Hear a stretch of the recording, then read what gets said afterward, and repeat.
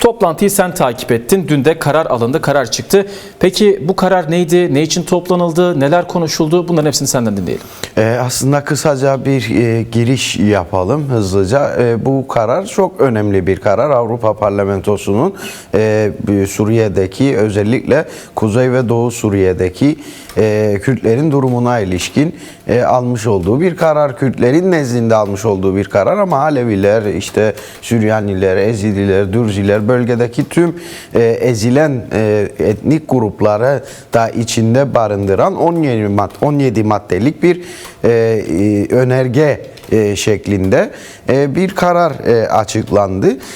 Bu kararın 17 maddesinin de yine 17 farklı analiz maddesi olarak, analiz olarak isimlendirilen bir rapor açıklandı. Bu rapor özellikle Birleşmiş Milletler'e, AİHM'e, Avrupa Konseyi Parlamenterler Meclisi, Avrupa Konseyi Bakanlar Komitesi'ni ve NATO'ya da gönderilecek ve Avrupa Parlamentosu'nun bu çerçevede aldığı kararlara bu mecralarında, bu kurumların da uyması talep edilecek.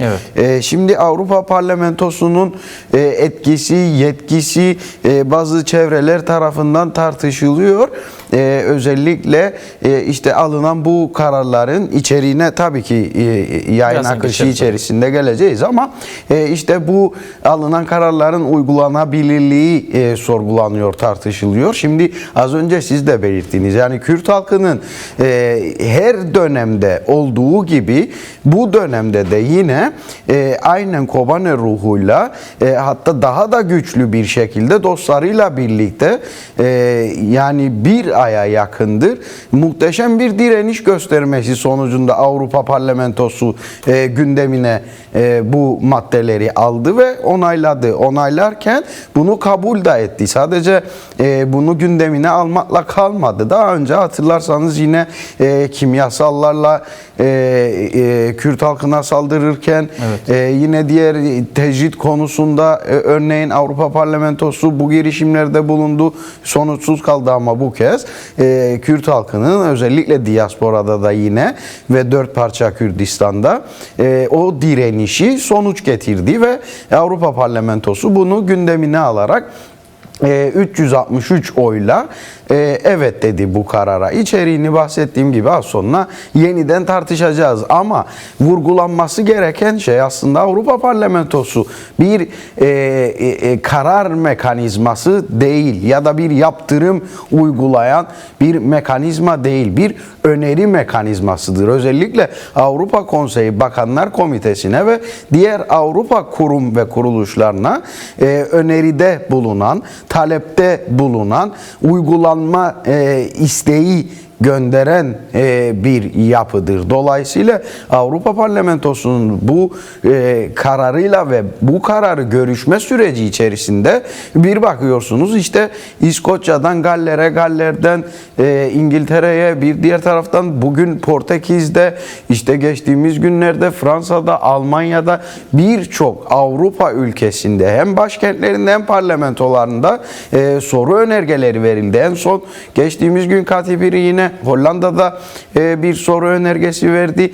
Dolayısıyla Avrupa Parlamentosu ve Avrupa devletleri içerisindeki siyaset Kürtlerden yana, Kürtlerin statüsünün tanınmasından yana, oradaki demokratik sistemin bir saldırıya uğramaması ve aslında orada Önder Apo'nun fikriyatıyla gelişen o demokratik yapının, o yeniden yaşamın inşasının bir zarar görmemesi için çok ciddi bir sahiplenme var. Bu sahiplenmenin sonucu da özellikle Kürt halkının direnişiyle birlikte gelişti. Şimdi bunu nasıl okumak gerekiyor? Özellikle siyaset yapan, siyasetten anlayan bu durumu küçümsemez. Evet. Bu durumu ciddiye alır ve bu duruma ilişkin yol haritası çizer.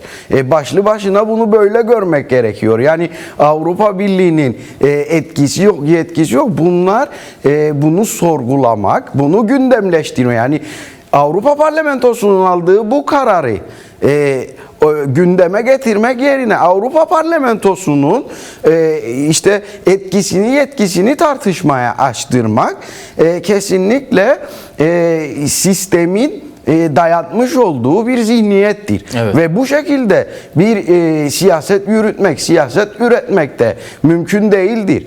Dolayısıyla şimdi siyasetçiler bu çerçevede kendilerine yol haritası belirlemesi gerekiyor ve arkalarına Avrupa Parlamentosu gibi, bakın işte 363 parlamenter Avrupa'nın bir sürü farklı kesimini temsil eden, barındıran, çatı örgütleri barındıran bu parlamenterler bu açıklamaları yapıyor. Bu momentum yakalanıp bir rüzgar gibi siyasi dengeler arkasına almalı ve siyaset üretmeli. Evet. Bunu boşa çıkartma çabası yerine siyaset yapılması gerekiyor. Bu uyarının buradan yapılması lazım. Çünkü neden? Özellikle bu karar Kürtler için bağımsızlık değil. Yanlış anlaşılmasın. Bir bağımsızlık ya da Avrupa Parlamentosu Kürtlerin Rojava'da statüsünü tanıdı değil. Evet, resmi evraklara, resmi kayıtlara bugün Kuzey ve Doğu Suriye'de Kürtlerin statüsü gibi cümleler geçti ve bu büyük bir kazanım zaten diplomatik boyutuyla, diplomatik dil boyutuyla da Avrupa Parlamentosu'nda. Daha önce böyle bir şey yaşanmadı. Daha önce böyle bir şey yaşamadı. Seninle daha önce programlarımızda hep vurguladık. Kıbrıs'ta Türkiye neden işgalci? Çünkü resmi kayıtlarda bu böyle geçiyor. Evet. Ve 74'ten bu yana bu böyle. Bugün Avrupa'da verilen Kürtlerin vermiş olduğu mücadele sayesinde resmi kayıtlara Kürtler artık Kuzey ve Doğu Suriye'de statüsüyle birlikte geçti. Bu kazanımı görmek, bunun üzerinden siyaset üretmek gerekiyor. Şimdi silahsız Avrupa Parlamentosu silahsızlanma taraftarı. Tabii ki bu silahsızlanma neyi getirecek? Siyasi kazanımı getirecek. Siyaset ürettiğiniz zaman. Şimdi kalıcı statü, anayasal güvence ve uluslararası meşruiyetin penceresi açıldı ilk kez Kürtlere. Bu momentum, bu fırsatı yakalamışken bunun üzerinden uluslararası siyaseti yürütmek en doğrusu olacak. Çünkü Kürtlerin güvenlik rolü de söz konusu. Avrupa Parlamentosu ve Avrupa Birliği için Kürtlerin DAEŞ'e karşı vermiş olduğu mücadele tarihseldir ve sahipleniliyor ve dostça karşılanıyor. Bunun devam etmesini istiyor. Neden? Çünkü Avrupa Parlamentosu üye devletleri DAEŞ gerçekliğinin, DAEŞ karanlığının yeniden Avrupa'da kendilerine dönük, kendi canlarına, kendi mallarına dönük eylemler yapmasından çekiniyor ve Kürtlerin Suriye'de, Orta Doğu'da bir bariyer görevi gördüğünü, bu karanlığın Avrupa'ya gelmemesi açısından gördüğünü söylüyorlar ve bölgesel kırılganlık uluslararası korumaya dönüşebilir. Yani bugün Avrupa Parlamentosu içerisinde ve bütün Avrupa devletleri içerisinde Kürtlerin statüsü tartışılıyor, soru önergeleri veriliyor ve bunun sonucuna odaklandığımızda uluslararası dengeler bir şemsiye görevi görmeye başlıyor. Başta Rojava olmak üzere. Bakın Kobane için onlarca çağrı ve bütün bu soru önergeleri içerisinde insani koridorların açılması da söz konusu. Ve bu 17 maddeye baktığımızda tamamı Kürt özgürlük mücadelesinin, orada mücadele veren Kürt halkının, KSD'nin tutun da tüm Kurdistani yapıların, diasporadaki Kürt halkının da argümanları ve talepleri bu 17 madde içinde buluşuyor. Dolayısıyla bunu çok iyi bir şekilde anlamak gerekiyor. Dolayısıyla baştan söyleyelim programımızın başında, Avrupa Parlamentosu'nun etki ve yetkisini tartışmaya açmak yerine bugün Avrupa Parlamentosu'nun almış olduğu bu kararın ciddiyetini ve önemini kavrayarak bunun üzerinden siyaset üretmek gerekiyor. Bunu yapamayan da hiç bu işlere kalkışmasın. Erem, çok teşekkürler aktardığın bilgiler için. Ancak şunu merak ediyoruz. Bu 17 maddelik bir karar çıktı. Bu kararlar nedir? Bir de ilk 4 maddesinin çok önemli olduğu ifade edildi. Bunların aslında işte güvenliği, statüsü, haklarının anayasal güvence altına alınması gibi kararlar olduğu söylendi. Eğer bilgin varsa o 17 maddenin en azından önemli olanların altını çizersen çok seviniriz. Şimdi bu en önemli, bu maddelerin içerisinde ve şu anda özetleyebileceğimiz, zamanımızın yettiğince özetleyebileceğimiz en önemli maddelerin başında, içeriğinde özellikle Kürt halkının işte ana dilde eğitim hakkı, kendi özgüvenliğini sağlama hakkı ve kendi bölgelerinde kendi iç yönetimlerini sağlama hakkını garanti altına alıyor. Evet. Bu maddeler başlı başına. Daha sonra baktığımızda bu maddelerin içerisinde DAEŞ'e karşı mücadelede Avrupa Birliği'nin de aktif rol oynaması gerektiğine vurgu yapılıyor.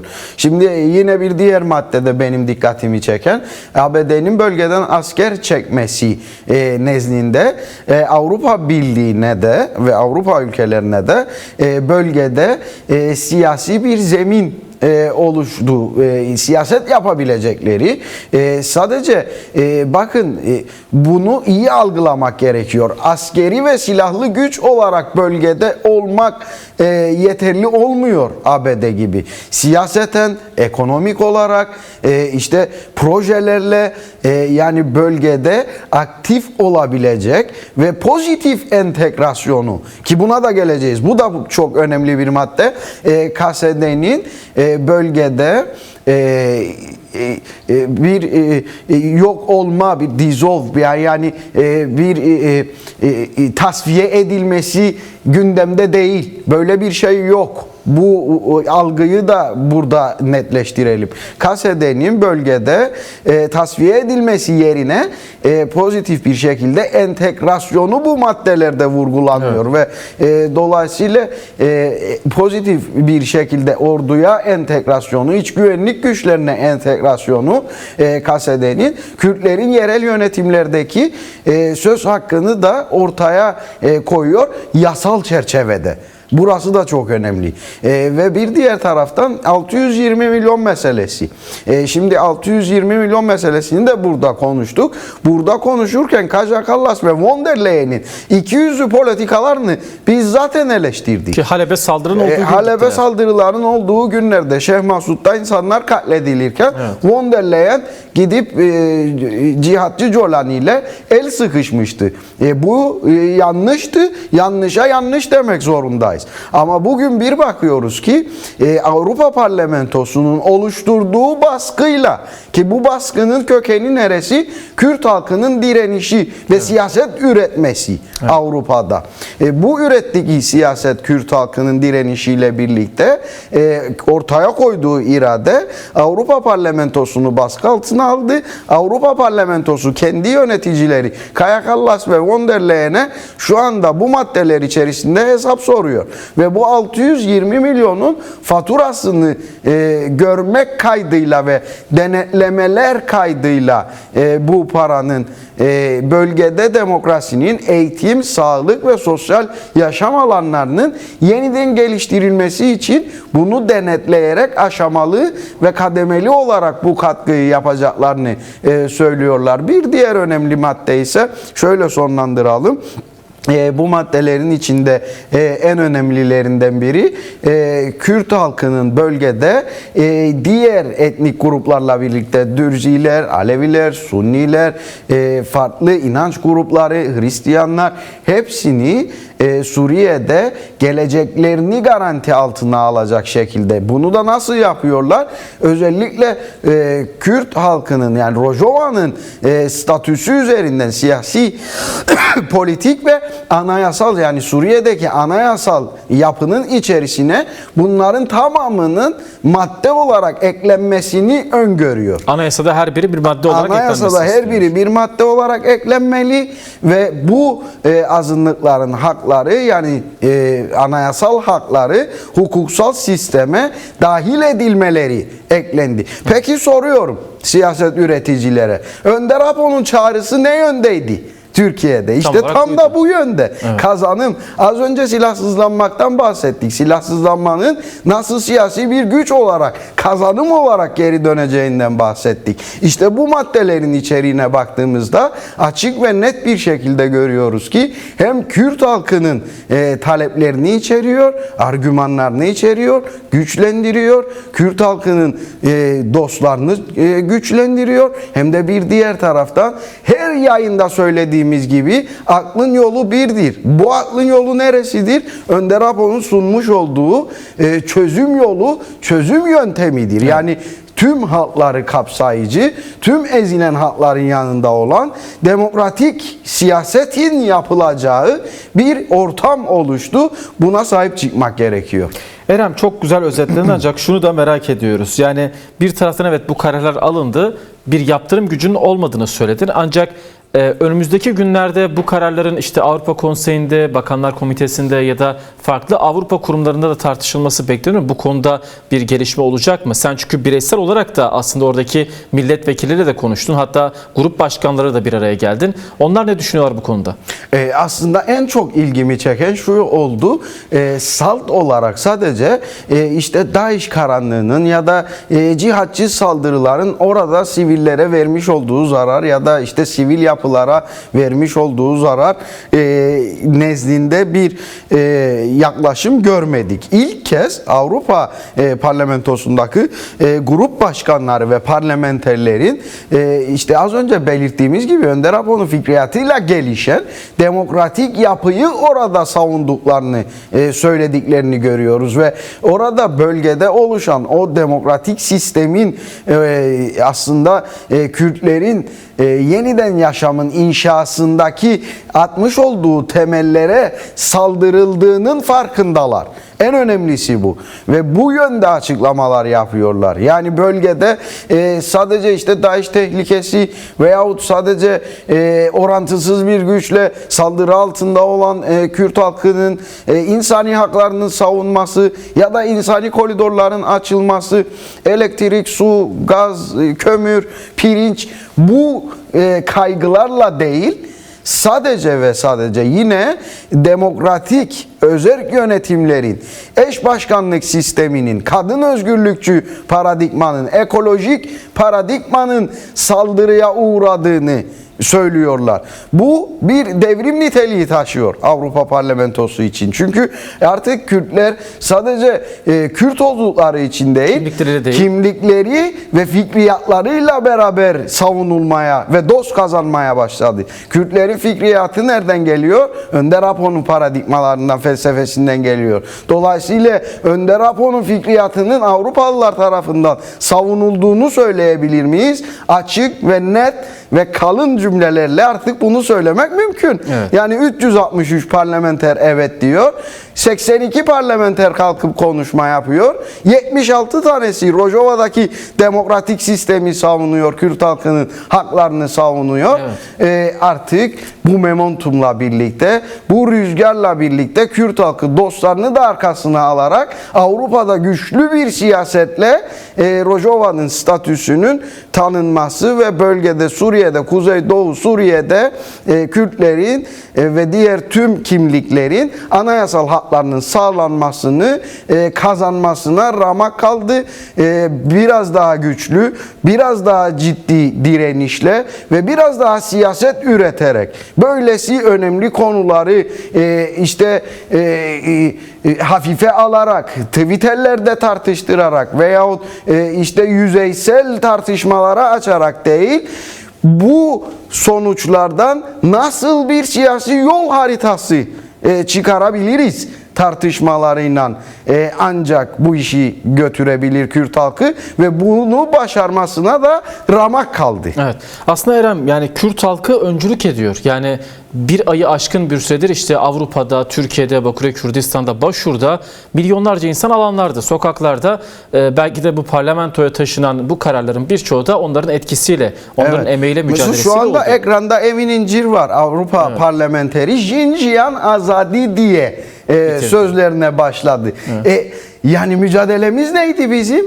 Gerçeklik bu değil mi? Avrupa Parlamentosu'nda bir Kürt kökenli bir Avrupa parlamenteri ve ardından bir bakıyorsunuz ki işte Kanada kökenli, siyahisi, farklı çevrelerden işte Almanı, Fransızı, İtalyanı, Ilaria Salis, İtalya Avrupa parlamenteri, Martin Şirdevan hem sol grup başkanı hem bir diğer taraftan Avrupa parlamenteri.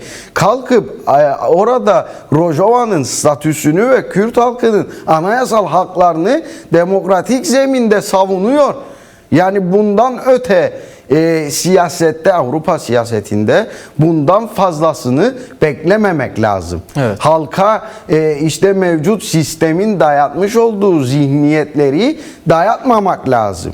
Yani bu işleyişi Avrupa Parlamentosu'nun zaten bu. Evet. Yani karar mekanizması değil, öneri mekanizmasıdır ve çok büyük bir etkisi var. Özellikle Öneriler ciddiye Avrupa alınıyor.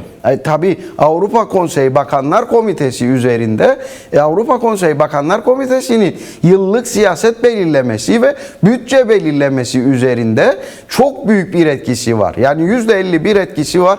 Bunu açık söylemek gerekiyor. Çünkü Avrupa Konseyi Parlamenterler Meclisi'nin oluşumları da Avrupa Parlamentosu'nun bünyesinde gerçekleşiyor. Evet. Dolayısıyla şimdi sorunuza dönecek olursak bir sonraki adım ne diye işte görmüş olduğumuz bu parlamenterler yapmış oldukları diplomatik girişimlerle hem Kürt Dostluk Grubu'nu büyütüyorlar, hem Kürt halkını dünyaya anlatıyorlar, hem de Kürt halkının dünyadan taleplerini açık ve net bir şekilde ortaya koyuyorlar ve işte bu direniş, bu mücadele Kürt halkının diasporada yürütmüş olduğu hem siyasi diplomatik girişimler hem de sokaktaki eylemsellikleri bugün bu kazanımları elde etmesine, Avrupa Birliği nezdinde siyasi olarak çok yeni ve farklı pencereler açmasına, büyük bir başarı elde etmesine yol açtı. Evet.